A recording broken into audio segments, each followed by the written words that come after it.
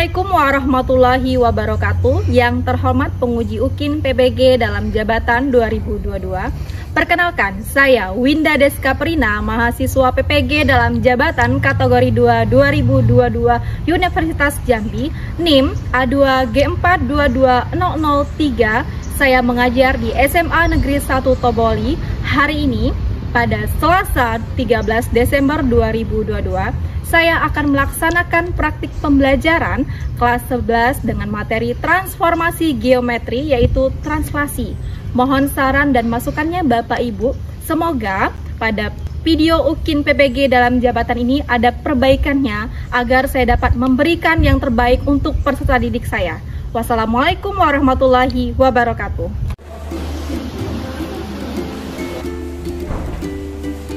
Assalamualaikum warahmatullahi wabarakatuh.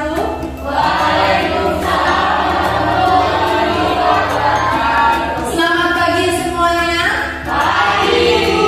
Alhamdulillah. Apa kabarnya? Alhamdulillah. Seperti biasa, sebelum dimulai pada pembelajaran hari ini, ada baiknya kita berdoa terlebih dahulu kepada ketua kelas. Dipersilakan. Teman-teman, sebelum kita mulai pelajaran pada hari ini, ada baiknya kita berdoa untuk agama dan kebudayaan masing-masing. Berdoa, mulai.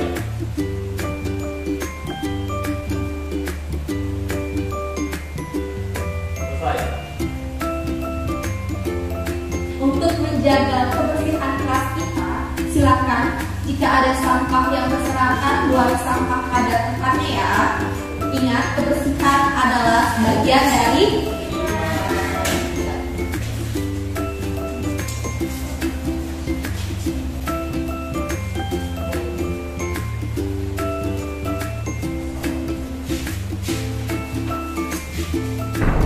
ada yang tidak masuk hari ini? Masuk semua. Alhamdulillah, semuanya sehat? Seperti biasa, sebelum proses kegiatan pembelajaran dimulai, kita menyanyikan lagu Profil Pancasila. Untuk itu, Ibu mohon perwakilannya. Oke, silakan. Semuanya harap berdiri.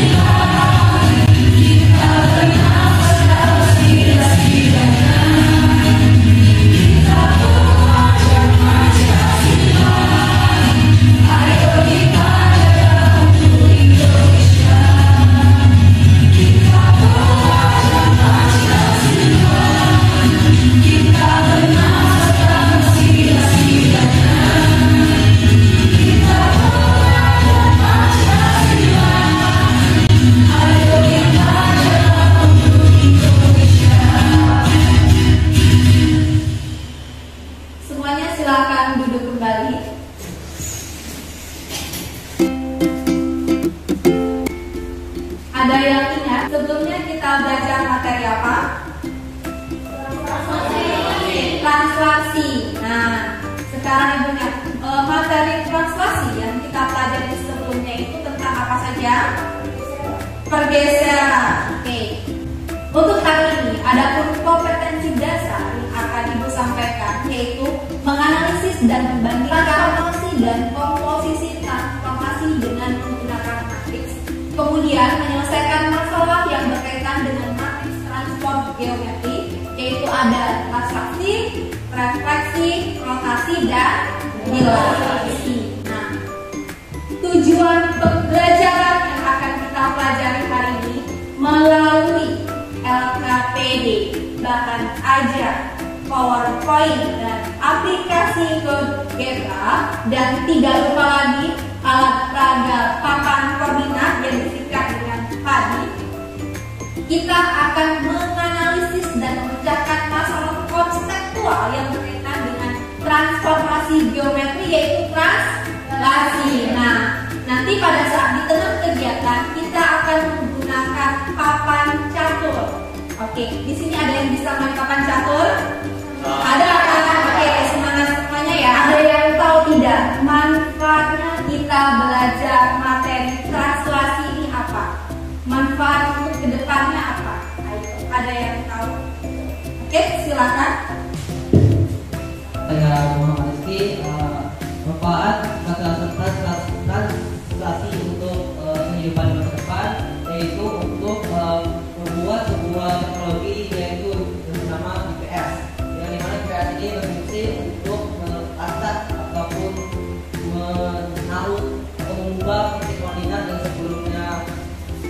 sebelumnya itu adalah titik koordinat 0 berubah menjadi 1 karena dia berpindah. Jadi seperti itu. Bagus sekali ya, tepuk tangan semuanya. Yang lain apalagi selain yang Rizky sampaikan? Ayo, ada yang bisa menambahkan manfaatnya? Oke, silakan. Oke, manfaat saya di sini aku menyampaikan tentang manfaat dari translasi tadi. Nah, di sini manfaat dari translasi itu kan kita bisa membangun sebuah arsitektur mungkin di depannya, membangun arsitektur baru dengan memanfaatkan titik-titik itu sehingga perubahannya itu menjadi lebih tepat. Oke, ya. Bagus sekali ya manfaatnya yang dijelaskan tadi. Kita masuk ke kegiatan inti pada proses pembelajaran. Masalah konseptual yang kita ambil dalam kehidupan sehari-hari atau yang ada di lingkungan kalian sekitar. Contohnya translasi itu apa sih? Oke, silakan. Perkenalkan, nama saya Zeska.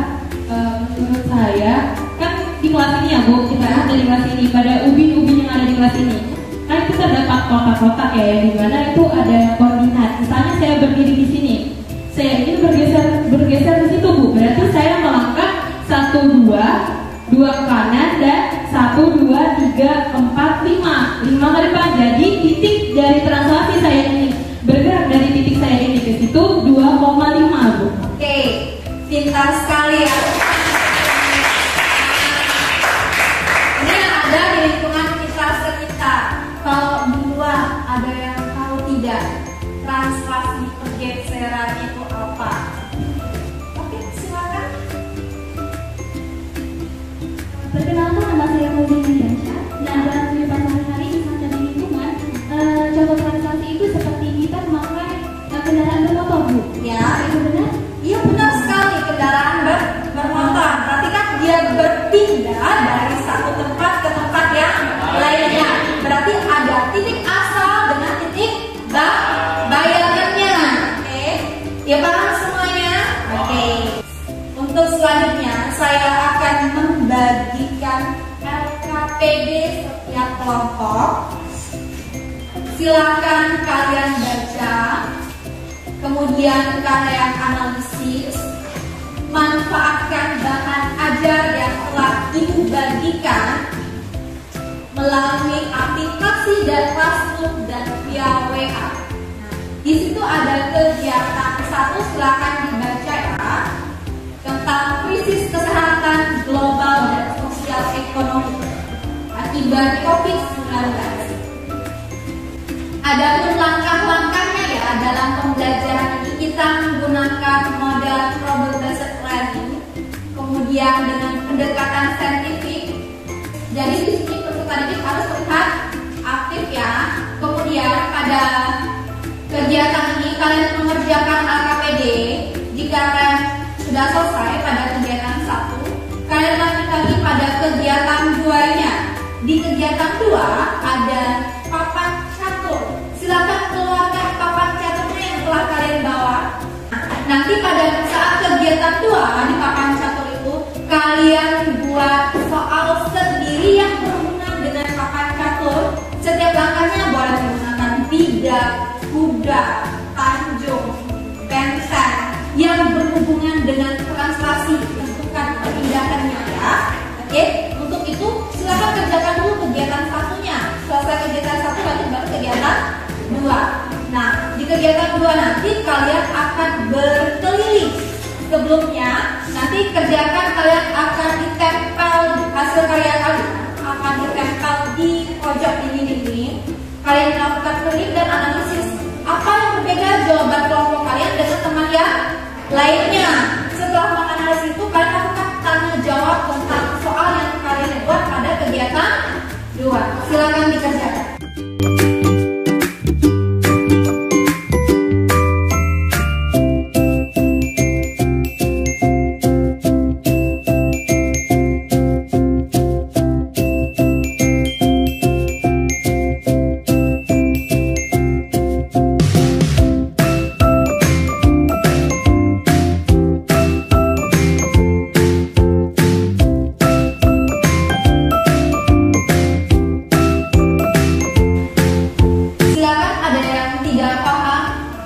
Boleh ditanyakan ya.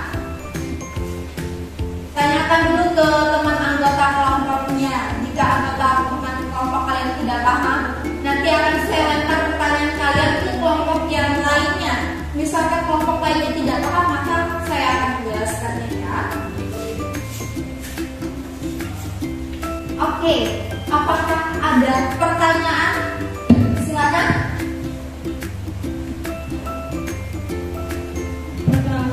Saya Zaskia BK, saya ingin bertanya Bu mengenai kegiatan 1 pada soal yang warga wilayah C boleh berpindah sejauh -4, -6 itu perpindahannya ya Bu, itu yang translasinya. Kasih mungkin yang kelompok lain ada yang bisa menjelaskan. Untuk pertanyaannya Zaskia yang B, Zaskia C.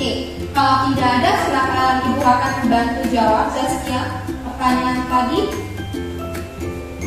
warga dari wilayah C boleh berpindah sejauh -4 dan -6. Perhatikan pertanyaannya.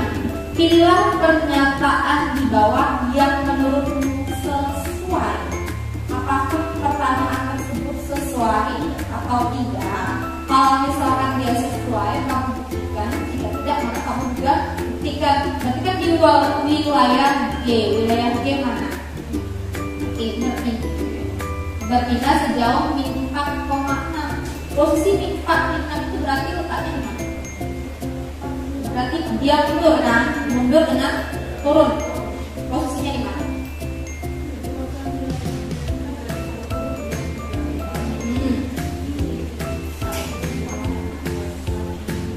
Oke. Apakah dia boleh berpindah ke bawah itu? Nah, boleh atau tidak? Silakan lakukan diskusi dengan kelompokmu, kalian analisis dan pecahkan masalahnya. Oke.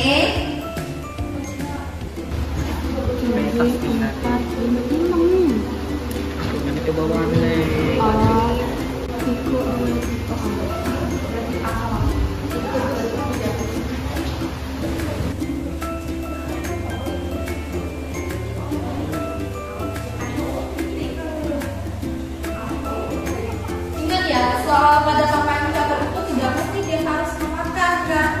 Bisa jadi soalnya bagaimana misalkan jika papan kudanya itu perpindahnya arahnya pokoknya tergantung dari kelompok kalian mau buat soal tentang papan catur itu bagaimana.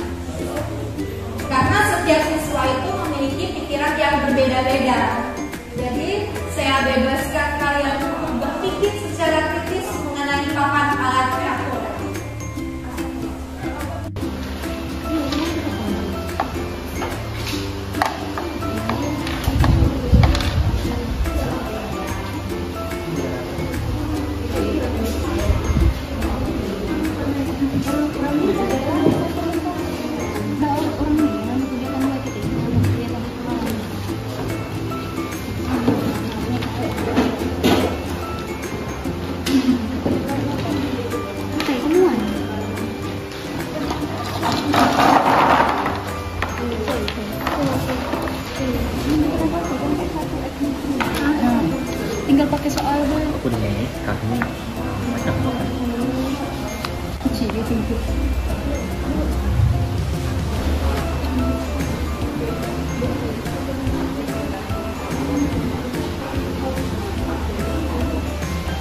ya? Oke. Sudah selesai semuanya? Sudah. Oke. Untuk menambah kekompakan kita dalam melakukan proses pembelajaran, ada baiknya kita melakukan ice breaking terlebih dahulu. Mungkin di sini ada perwakilan untuk melakukan ice breaking. Silakan. Ada yang punya ide? Oke, silakan Santri. Silakan. Oke, izin dulu ya. Ya. Oke, buat teman-teman boleh berdiri. Jadi tadi ada breaking itu biar kita nggak bosan di kelas itu, biar kita bergerak. Jadi kan kita cuma duduk itu. Oke, boleh tuh berkelompok bikin satu baris sebanyak. Silakan perkelompok dibuat dari satu aja.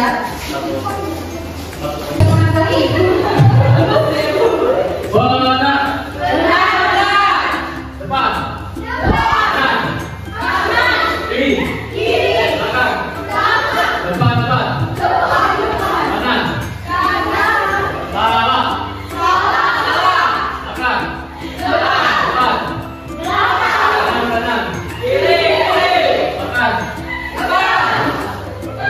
Itu.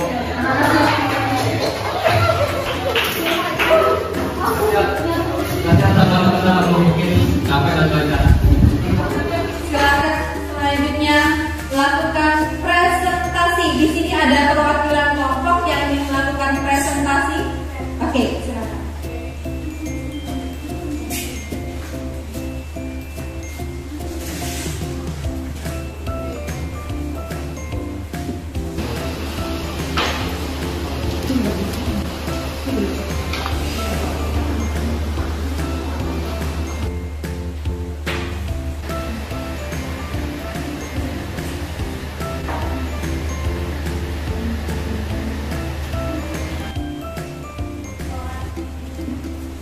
Selamat pagi semuanya.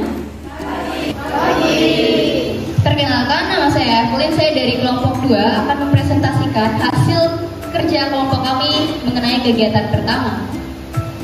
Mari kita baca soalnya terlebih dahulu. Krisis kesehatan global dan sosial ekonomi. Saat ini, akibat COVID-19, dunia tengah menghadapi krisis kesehatan global dan sosial ekonomi yang belum pernah terjadi sebelumnya. Di Indonesia, kehidupan jutaan anak dan keluarga seakan terhenti. Pembatasan sosial dan penutupan sekolah berdampak pada pendidikan, kesehatan mental, dan akses kepada pelayanan kesehatan dasar. Berikut adalah peta persebaran wilayah yang terjangkit virus corona. Wilayah yang berwarna merah adalah wilayah yang telah terpapar virus corona, sedangkan wilayah yang berwarna hijau adalah sebaliknya, berarti yang tidak terpapar virus corona. Garis hitam yang menghubungkan setiap wilayah adalah jalan. Baik, bisa kalian lihat di kertas. Ini jalan untuk menuju ke wilayah lain. Dan ada pertanyaan, warga dari wilayah merah syarat ya, tidak boleh memasuki wilayah hijau dulu. Kita bagikan, ini kuadran 4, kuadran 1, kuadran 2, dan juga kuadran 3. Kuadran 4 tidak boleh ke kuadran 1, 2, maupun 3. Sedangkan kuadran 3, 2, 1 boleh ke kuadran yang lain kecuali kuadran 4. Jika seseorang ingin berpindah dari wilayah E ke wilayah H dengan aman menggunakan translasi -6, -6. Wilayah E adalah 1,2 dan ingin ke wilayah H -4. Menggunakan translasi -6, -6. Berarti 1, 2, 3, 4, 5, 6. 1, 2, 3, 4, 5, 6. Bisa. Mengapa? Karena sesuai dengan translasinya. Akan tetapi jika kita lihat dari diagram ini, garis hitam ini menunjukkan jalan, sedangkan dari E ke H tidak ada jalan jika menggunakan translasi -6, min 6. Sehingga jika seseorang yang berpindah dari wilayah E ke wilayah A dengan aman menggunakan translasi min 6, min 6 itu tidak bisa karena tidak ada jalan. Gimana cara lewatnya? Kemudian yang B, warga dari wilayah C boleh berpindah sejauh min 4, min 6. Wilayah C ini adalah wilayah C sejauh min 4, min 6. 1, 2, 3, 4. 1, 2, 3, 4, 5, 6. Sama halnya, dia boleh berpindah ke kuadran manapun. Akan tetapi saya tegaskan lagi bahwa di sini ada jalur. Garis hitam ini merupakan jalan. Sedangkan kalau misalnya pindah menggunakan translasi min 4, min 6, tidak ada jalan di sini. Sehingga saya anggap bahwa pernyataan D tidak tepat. Kemudian yang C. Oh ya, sebelumnya kita punya syarat. Jadi kalau dalam titik koordinat, kalau misalnya kita berpindah ke arah kiri maupun bawah, itu negatif. Kalau berpindah ke arah kanan maupun atas, itu positif. Kemudian yang C, warga dari wilayah G bisa berpindah sejauh 3,3. Warga dari wilayah G bisa berpindah sejauh 3,3.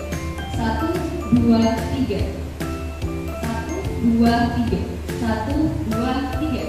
Kalau misalnya kita pakai logika, ya memang bisa karena dia bisa berpindah ke kuadran ini, bisa berpindah ke kuadran 1, 2 maupun 3. Akan tetapi saya tegaskan lagi-lagi tidak ada jalan di koordinat kartesius ini yang menggunakan translasi dari G ke yang lain menggunakan translasi 3,3. Kita lihat saja 1, 2, 3. Oke, masih ada jalan tapi 3, 1, 2, 3 tidak ada jalan ataupun garis hitam sehingga untuk wilayah G tidak bisa berpindah ke sejauh atau ke translasi 3,3.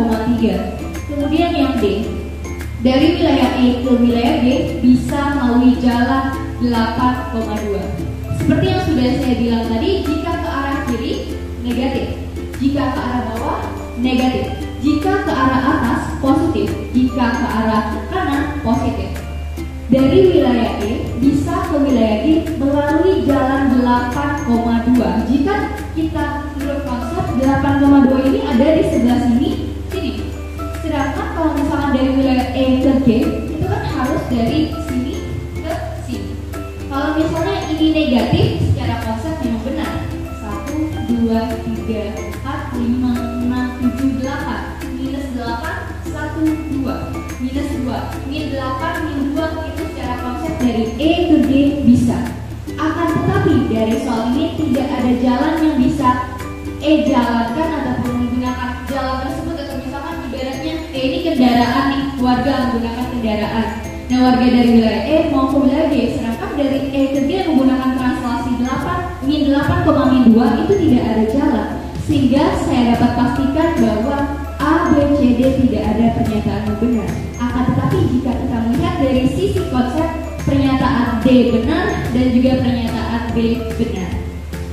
Oh iya, untuk yang A, jika seseorang ingin berpindah dari wilayah E ke wilayah E dengan aman menggunakan translasi. Ingat, ini translasi pergeseran. Ada dua cara. Jika kalian memiliki diagram kartesius, bisa saja menggunakan diagram kartesius dan melogikakannya. Akan tetapi ada cara lain yakni dengan menggunakan konsep translasi, yaitu sebagai berikut. Jika yang kita katakan adalah titik, maka kita bisa menggunakan rumus seperti ini. K-aksen itu adalah bayangan ataupun akhirnya di mana jika dia berpindah. Sedangkan T titik awalnya dan juga T translasinya. Kita ambil contoh soal nomor 1.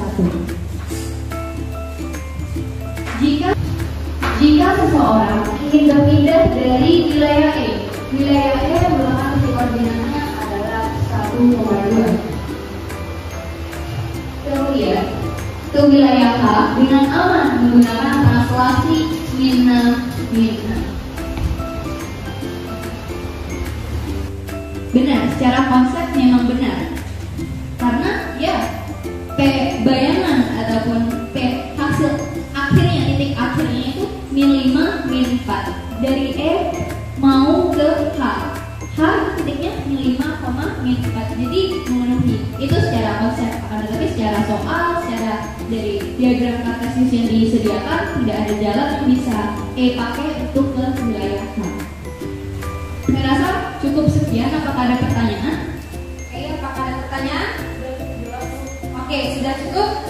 Jelas. Oke, tepuk tangan untuk kelompok. Selanjutnya, setelah kalian melakukan kegiatan presentasi, silakan dari hasil kegiatan 1 kalian tempel di dinding sekitar. Kemudian kalian lakukan analisis apa yang berbeda jawaban kalian dengan kelompok yang lainnya. Oke, silakan. Silakan saat pada kegiatan 2 hadirkan soalnya melalui papan catur. Nanti kalian melakukan tanya jawab diskusi antar kelompok apakah soal yang kalian buat itu dapat dikerjakan oleh kelompok yang lainnya. Oke? Satu kelompok boleh duduk di tempatnya, kemudian satu anggota boleh duduk di tempatnya, kemudian yang lain boleh duduk keliling. Nanti saya minta pendapat dari kalian apa perbedaannya ya. Silakan. Waktunya 1 menit mulai dari sekarang.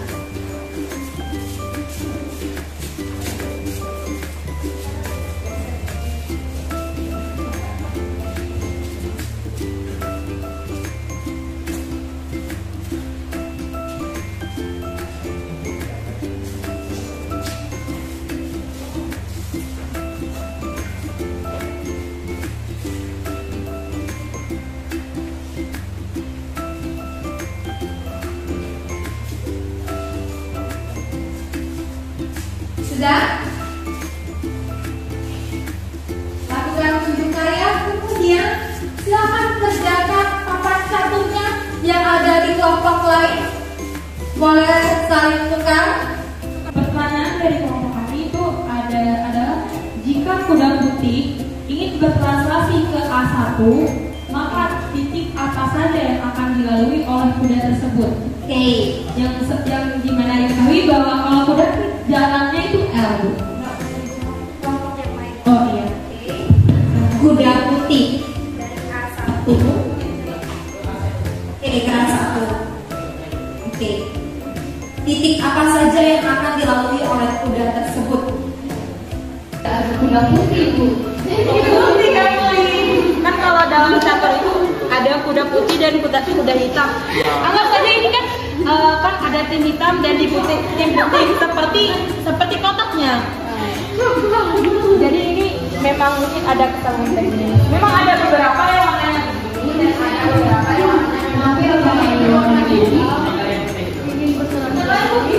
Kalau kuda berarti dia melangkah sebanyak angkanya ada kalau dihitung koordinatnya berapa? 1,2. Oke, sudah paham ya, Pauline? Sudah. Oke, kelompok sini sudah ya. Kelompok 3 dijawab oleh kelompok 2. Pertanyaannya apa?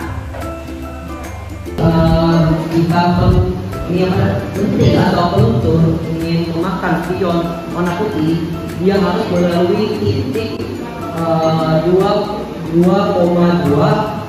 terus sama 1,3. Oke, ini makan ya. Dia memakan. Oke, soalnya seperti ini. Sekarang ibu nanya, apakah jika ini diletakkan di sini mati nggak? mati. Mati. Tepuk tangan untuk kita semuanya ya. Sudah selesai? Sudah paham? Silakan kembali ke kelompoknya.